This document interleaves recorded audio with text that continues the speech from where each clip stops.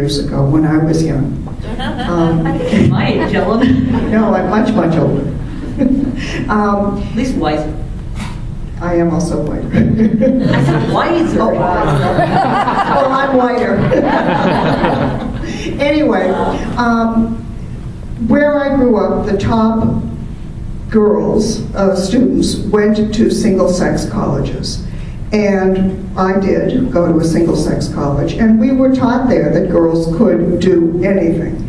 And I think that the girls that I went to college with truly believed that and did anything. And I'm wondering if, I know there are fewer single-sex colleges these days, but I'm wondering if the statistics that you said could be taken at a single-sex college and find out if the result would be different. And if from the single-sex college you would have people who would come out and would be able to do, they would know that they could do whatever it was they wanted to do. A great question, and I'm sure you know that there's been a fair amount of research that shows that the women who reach the highest levels of leadership disproportionately attended single-sex institutions. I didn't know that, but I'm glad to find out. Yeah, so now, of course, those women tend to be our, sort of our age, like over 50, over 55, or whatever. And at the time they went to college, there were more single-sex institutions for both males and females. And so this may be changing. But the example I would give you, and I know that Ken's daughter is attending Bryn Mawr and majoring in physics. And I was telling Ken that I visited Bryn Mawr last year together with a visitor to Haverford, and they were typically in the mud situation in the sense that they had 2 to 3 females each year majoring in computer science.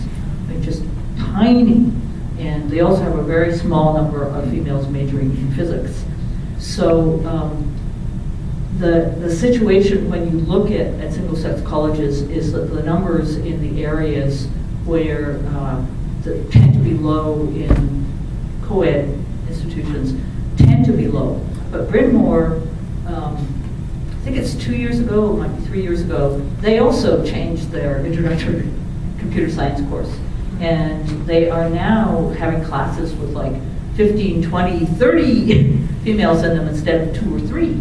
And they put a lot of effort into it, and they're really seeing it turn around. So I'm afraid that the problem about image and culture affects women students, whether they're in co-ed or single-sex institutions right now. The other thing that I'm quite interested in, I've done a fair amount of, talked a fair bit with the National Coalition of Girls' Schools, and talked to them about the issues they see with their students.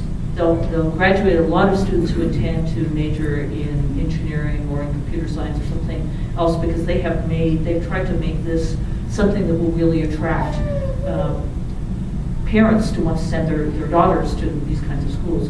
And what they find out is that when their students end up going to, they get into these programs, but they end up dropping out of